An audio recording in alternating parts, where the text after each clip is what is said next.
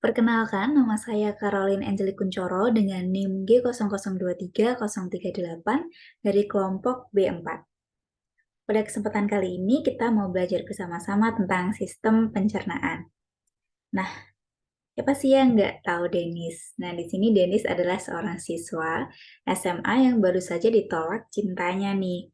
Wanita itu bilang kalau Denis terlalu baik dan kurang menarik. Nah, karena sebentar lagi tahun baru, Denis juga mau New Year, New Me. Dia pengen nge-gym biar punya perut yang six pack. Nah, di sini kita mau belajar bareng-bareng buat ngasih tahu nih ke Denis tentang apa sih yang bikin perutnya itu bisa six pack. Nah, yang pertama kita mau belajar tentang lapisan dinding abdomen. Kita awali dengan lapisan di anterolateralnya. Jadi, di anterolateral terdapat lapisan-lapisan. Yang pertama ada kulit, dan kemudian ada fascia superficialis yang terdiri atas fascia Camper dan juga fascia scarpa. Kemudian ada fascia profunda, terus selanjutnya ada musculus et aponeurosis yang terdiri dari musculus obliquus externus abdominis, musculus obliquus internus abdominis, kemudian ada musculus transversus abdominis, musculus rectus abdominis, dan juga musculus pyramidalis abdominis. Selanjutnya ada fascia transversalis. Lalu ada fascia extraperitonealis, dan yang terakhir terdapat peritoneum parietale. Nah, kita lanjut ke lapisan yang berikutnya. Ada lapisan fascia superficialis. Nah, di sini ada fascia Camper dan juga terdapat fascia scarpa. Nah, kalau kita lihat nih, di atas umbilikus keduanya ini bersatu. Tapi di bawah umbilikus, fascia scarpa dan juga Camper ini bisa dibedakan dengan jelas. Oke, next kita lanjut ke lapisan fascia profunda. Jadi lapisan fascia profunda ini merupakan lapisan tipis yang terdiri atas jaringan ikat yang dia itu menutup muskulus dan terletak tepat di sebelahnya si fascia scarpa. Nah, ini ya bisa kita lihat bahwa dia terletak di sebelahnya fascia scarpa. Kemudian kita lanjut ke lapisan berikutnya. Lapisan berikutnya ada lapisan musculi et aponeurosis. Nah, di sini terbagi menjadi dua, yaitu flat muscle dan vertical muscle. Nah, bisa kita lihat kalau di sini, di flat muscle-nya ada external oblique muscle, internal oblique muscle, dan juga ada transversus abdominis muscle. Dan di sini ada vertical muscle, yaitu rectus abdominis muscle, dan satu lagi ada musculus pyramidalis. Nah, kita lanjut ke lapisan berikutnya, ada lapisan fascia transversalis. Nah, lapisan fascia transversalis ini merupakan lapisan berkelanjutan dari fascia profundus yang memagari cavitas abdominalis. Dan fascia ini akan berlanjut ke dalam cavitas pelvis. Nah, kalau kita lihat, fascia ini paling terlihat pada sebelah dalam dari musculus transversus abdominis. Nah, ini dia. Oke, selanjutnya kita akan lanjut ke lapisan fascia extraperitoneale. Nah, fascia ini memisahkan antara fascia transversalis dengan peritoneum. Fascia ini juga berisi jaringan lemak. Nah, mungkin lebih terlihat di sini ya. Nah, ya, fascia ke arah sisi anterior disebut dengan preperitoneale dan yang ke arah posterior disebut sebagai retroperitoneale. Nah, selanjutnya terdapat juga viscera retroperitoneal dan viscera intraperitoneal. Lalu kita lanjut ke lapisan peritoneum parietale. Nah, lapisan peritoneum parietale itu terdiri atas dua. Yang pertama, peritoneum. Nah, di peritoneum ini ada peritoneum parietale dan juga terdapat peritoneum viscerale. Nah, selanjutnya ada cavum peritonei. Cavum peritonei ini terdiri atas cavum peritonei mayor atau di sini greater sac. Kemudian ada juga cavum peritonei minor atau lesser sac dan juga terdapat foramen epiploica atau biasa disebut dengan foramen Winslowi. Nah, nanti akan dibahas lebih lanjut di belakang. Oke, Selanjutnya, kalau kita tadi sudah bahas tentang anterolateral, kita bahas tentang dinding abdomen posterior. Nah, yang pertama pasti ada kulit. Kemudian terdapat fascia superficialis dorsi yang sama seperti yang di depan, Anda terdiri atas fascia Camper dan juga fascia Scarpa. Selanjutnya terdapat musculus musculus. Yang lapisan pertama ada musculus latissimus dorsi. Lapisan kedua terdapat musculus obliquus externus abdominis, musculus erectrospinae, musculus longissimus dorsi, dan musculus serratus posterior et inferior. Kemudian terdapat juga lapisan ketiga, ada musculus internal oblique, kemudian ada musculus interspinalis, dan musculus multifundus. Kemudian di lapisan keempatnya ada musculus quadratus lumborum, kemudian terdapat musculus iliopsoas, dan juga terdapat musculus transversus abdominis. Nah, selanjutnya ada fascia extraperitonealis dan juga ada peritoneum parietale. Nah, lanjut. Kalau tadi kita sudah bahas lapisan-lapisannya, kita mau bahas tentang sistem ototnya. Sebenarnya tadi udah kita singgung sedikit ya. Kita bahas kembali lebih dalam. Yang pertama ada flat muscle. Nah, flat muscle ini yang pertama terdiri atas musculus obliquus externus. Nah, kalau kita lihat di sini, pola serabutnya itu berbentuk V. Kemudian, batas bawahnya akan membentuk ligamentum linguinale dextra et sinistra. Nah, kemudian yang kedua ada musculus obliquus internus. Nah, musculus obliquus internus ini kebalikannya pola dari externus. Jadi, dia itu membentuk pola A. Kemudian ada musculus transversus. Nah, kenapa namanya transversus? Karena serabut ototnya itu transversal. Kemudian, kalau tadi kita sudah bahas tentang flat muscle, sekarang kita bahas tentang vertical muscle. Yang pertama terdapat musculus rectus abdominis. Nah, musculus rectus abdominis ini nanti dibungkus dengan vagina musculi recti yang dibentuk dari aponeurosis musculus obliquus externus, musculus obliquus internus, dan juga musculus transversus abdominis. Selanjutnya ada yang kecil ini, yaitu musculus pyramidalis. Dia bentuknya triangular dan memang sangat kecil, bahkan 20% orang itu tidak punya otot ini. Begitu. Oke, kita sudah selesai membahas tentang lapisan-lapisan di abdomen. Sekarang kita lanjut ke kasus berikutnya. Jadi ada seorang pria nih datang ke poli bedah umum karena dapat rujukan dari puskesmas. Dia ngeluh udah 2 minggu, dia sulit buang air besar dan akhirnya didiagnosis sebagai hemoroid grade 2. Nah, sebenarnya apa sih masalahnya? Hemoroid grade 2 ini tuh sebenarnya di mana? Nah, yaitu ada di rektum. Dan juga kita juga bahas tentang anus tuh. Oke, yang pertama kita akan membahas tentang rectum poprium ya. Rectum poprium ini kalau kita lihat dari sisi luar ada flexura sacralis. Nah, juga selain itu ada flexura anorektal atau bisa disebut flexura perinealis. Nah, kalau misalnya kita lihat di sini kan bentuknya seperti S gitu ya.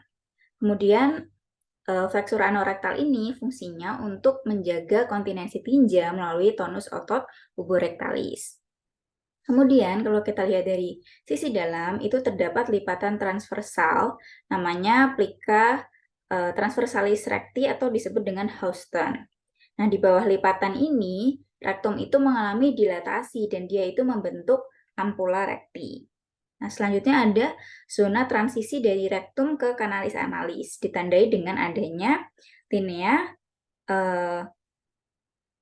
anorektalis atau bisa disebut dengan anorektalis junction. Oke, tadi kita juga udah singgung sedikit-sedikit ya namanya tentang kanalis analis. Nah, terus kanalis analis ini apa? Jadi di kanalis analis ini ada lapisan otot yang dia itu berkembang dengan baik, jadi nggak ada tenia-tenia. Kemudian letaknya kanalis analis ini ada di bawah diafragma pelvis dan dia itu berakhir di anus. Kemudian analis-analis ini dibagi menjadi segmen-segmen nih. Pertama ada zona kolumnaris. Nah, zona kolumnaris ini terdiri atas lipatan longitudinal yang dibentuk dari korpus cavernosum. Nah, epitel dari zona kolumnaris ini adalah kolumner atau kuboid. Selanjutnya ada pekten analis. Nah, pekten analis ini terdiri atas epitelium squamous kompleks non keratinisasi yang dia itu nanti akan menimbulkan zona putih di mukosanya atau zona alba. Nah, kemudian garis superiornya itu disebut linea pectinate. Nah, kemudian ada zona kutanea. Zona kutanea ini adalah kulit eksternal. Nah, dia itu dibatasi secara tidak konsisten dengan linea anokutanea. Kemudian yang terakhir ada zona hemoroidales. Jadi zona ini adalah zona yang memungkinkan terjadinya hemoroid. Nah, kalau internal hemoroid itu terjadinya di atas linea pectinate. Kalau eksternal hemoroid dia terjadinya di bawah linea pectinate. Nah, pada permukaan kanalis-analis ini dijumpai kolumna rectalis. Nah, kolumna rectalis atau kolumna analis ini terdiri atas 5-10 lipatan tunika mukosa longitudinal yang disebabkan anastomose arteri dan vena cabang-cabang dari pars intramuscularis arteri rectalis superior. Juga ada valvula anales. Nah, valvula anales ini merupakan pelipatan mukosa yang menghubungkan tiap dua kolumna pada bagian kaudalnya. Kemudian terdapat sinus anales. Sinus anales ini cekungan di antara valvula anales. Nah, kalau kita bahas kanalis analis, pasti kita harus membahas otot-otot yang ada di sphincter anal. Nah, yang pertama ada musculus sphincter ani internus. Kemudian ada musculus corrugator ani, musculus sphincter ani externus, dan juga musculus puborectalis. Nah, tadi musculus sphincter ani internus itu terdiri atas otot polos, kemudian musculus corrugator ani terdiri atas otot polus juga, kemudian musculus sphincter ani externus, dan musculus puborectalis itu tersusun atas otot skelet. Oke, selanjutnya kita bahas tentang neurovascularisasinya. Nah, untuk arteri yang ada di sini, di rectum anus, yang pertama ada arteri rectalis superior, cabang dari arteri mesenterica inferior. Kemudian ada arteri rectalis media, yang merupakan cabang dari arteri iliaca interna. Kemudian ada arteri rectalis inferior, yang merupakan cabang dari arteri iliaca interna. Nah, kemudian untuk venanya, itu yang pertama ada vena rectalis superior. Nah, vena rectalis superior ini nanti akan melanjutkan ke vena mesenterica inferior dan kemudian akan berakhir di vena porta. Kemudian ada vena rectalis media. Vena rectalis media ini akan berlanjut ke vena iliaca interna dan kemudian berlanjut ke vena cava inferior. Kemudian yang terakhir ada vena rectalis inferior yang akan berlanjut ke vena pudenda interna dan akan berlanjut lagi ke vena iliaca interna dan akan berakhir ke vena cava inferior. Nah, pada anal kanal ini, drainase vena yang terletak di atas linea pectinate, dia akan bermuara ke vena porta. Sedangkan kalau drainase di bawah linea pectinate, dia akan bermuara ke vena cava inferior. Oke, selanjutnya kita akan membahas tentang syaraf yang mempersarafi. Nah, untuk inervasi saraf simpatisnya dapat nervus splagnolombalis. Kemudian untuk parasimpatisnya terdapat nervus splanchni pelvici yang pada bagian caudal rectum ini juga diinervasi dari cabang plexus sacralis yaitu nervus pudendus yang disebut juga nervus hemorrhoidalis inferior. Oke, kita sudah bahas tentang rektum dan anus. Selanjutnya kita akan membahas tentang peritoneum. Nah, apa sih itu peritoneum? Jadi, peritoneum itu adalah suatu lapisan licin yang melapisi bagian dalam dinding abdomen. Dan peritoneum ini akan membungkus bagian atau seluruh viscera abdomen. Terus fungsi dari peritoneum itu untuk sebagai pelumas untuk mencegah gesekan, kemudian untuk menyimpan lemak, kemudian untuk pertahanan terhadap infeksi, kemudian alat penggantung organ viscera, dan juga untuk mempercepat absorpsi obat. Terus di peritoneum ini dibagi menjadi dua. Yang pertama ada peritoneum peritale yang lapisannya ini dia melapisi dinding abdomen dan juga akan menjadi bagian dari dinding abdomen.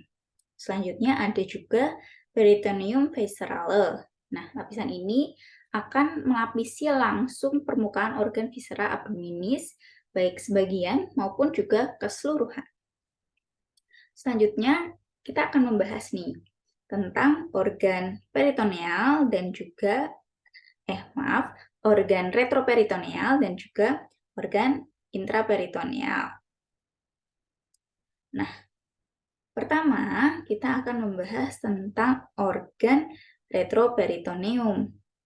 Organ retroperitoneal ini dilapisi oleh peritoneum di bagian anteriornya saja, jadi tidak melapisi keseluruhan organ. Nah, untuk organ-organnya ada apa saja? Nah, mudahnya kita biasanya singkat dengan set Parker. Yang pertama ada suprarenal gland, kemudian ada aorta, kemudian ada duodenum kecuali pars superiornya, kemudian ada pankreas, kemudian ada ureter, lalu ada descending colon, ascending colon, kemudian terdapat kidney, lalu ada esophagus, dan yang terakhir terdapat rectum. Untuk selanjutnya, kalau ada retroperitoneal, pasti ada intraperitoneal.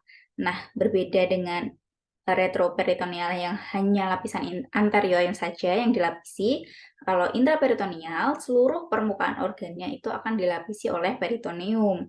Nah, contoh-contohnya organ yang dilapisi apa aja? Yang pertama ada gaster, kemudian ada duodenum pars superior, kemudian ada jejunum, ileum, kemudian ada appendix, veriformis, kolon transversum, kolon sigmoid, cauda pankreas, lien, dan juga ada hepar. Selanjutnya, kalau tadi sudah bahas peritoneum, kita akan membahas tentang duplikator peritoneum. Nah, duplikator peritoneum ini sebenarnya dibagi menjadi tiga.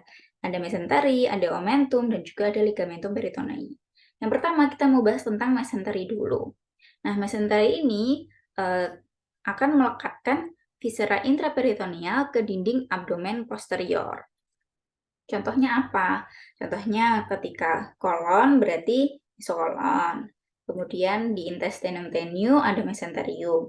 Dan juga di appendix ada mesoappendix. Selanjutnya ada omentum. Nah, omentum ini membentang dari gaster dan proximal duodenum untuk melekatkan viscera intraperitoneal.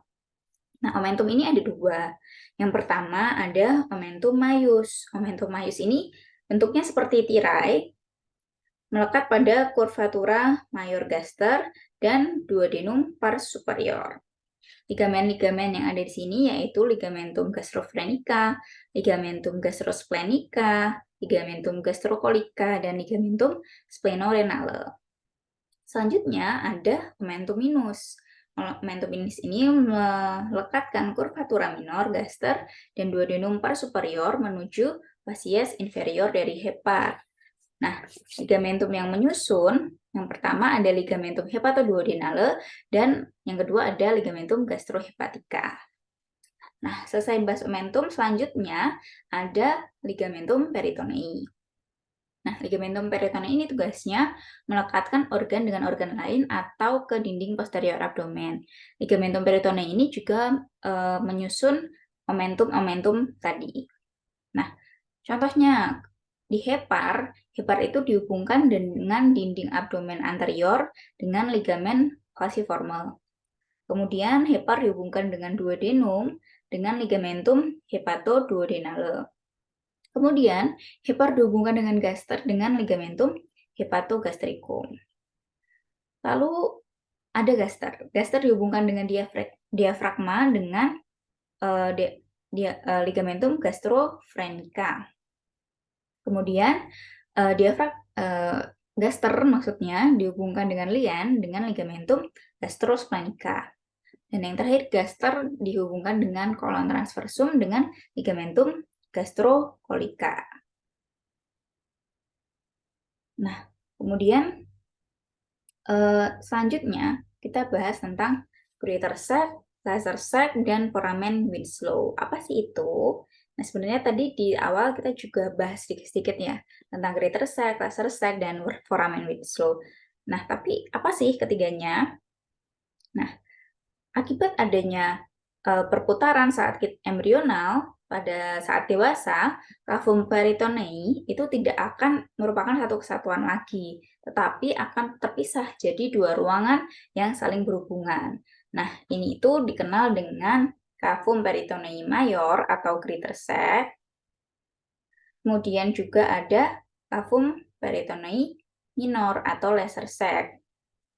Kemudian kedua cavum ini dihubungkan oleh suatu foramen, yaitu foramen epiploika atau disebut dengan foramen Winslowi. Nah, bisa kita lihat di sini, ini contoh foramennya, ini greater sac dan lesser sac. Ya. Baik, selesai sudah kita belajar bersama-sama pada hari ini. Terima kasih sudah mendengarkan. Sampai jumpa di lain waktu.